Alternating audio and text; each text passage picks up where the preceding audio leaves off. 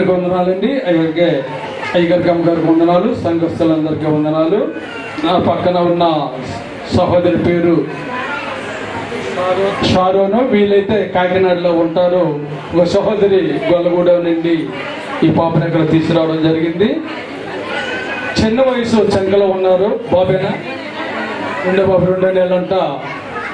ఈ బాబుకి అయితే మామూలుగా మనందరికీ గుండె ఎడమ భాగాన్ని ఉంటుంది. మరి చాలా మందికి తెలుసో లేదో, ప్రతి ఒక్కరికి గుండె మనకి ఎడమ భాగాన్ని ఉంటుంది. ఈ బాబు అయితే గుండె కుడి భాగాన్ని ఉందంట.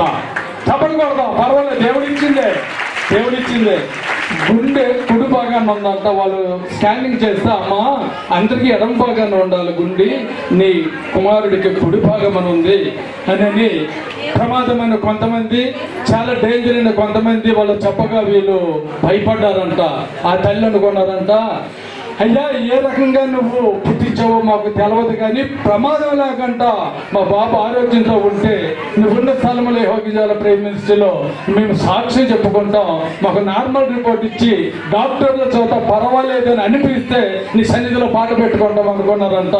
వీళ్ళు హాస్పిటల్కి తీసుకెళ్తాక చెకప్ చేసి డాక్టర్లు అన్నారంట, గుండె ఏ భాగంలో ఉన్నా పర్వాలేదు కానీ నీ కుమారుడు ఆరోగ్యంగా ఉన్నాడు, దేవుడు మంచి ఆరోగ్యం ఇచ్చాడు, ఏ ప్రమాదము లేదు, కానీ గుండె కుడి భాగాన్ని ఉంది, అయినా పర్వాలేదు అని ఆరోగ్యవంతుడని చెప్పారంట.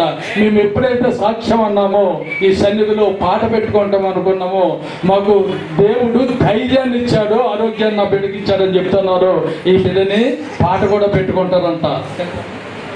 1000 రూపాయలు. చూసారా, దేవుడు మన గుండె ఎక్కడ ఉన్నా ఆయన సన్నిధిలో ఉంటంట. యెహోవా అంటున్నాడు, నీ గుండె పదిలము. చెప్పకూడదు, ఎక్కడ ఉన్నా సరే అది పదిలం అంటున్నారు. 1000 రూపాయలకి పాడుకునే అవకాశం.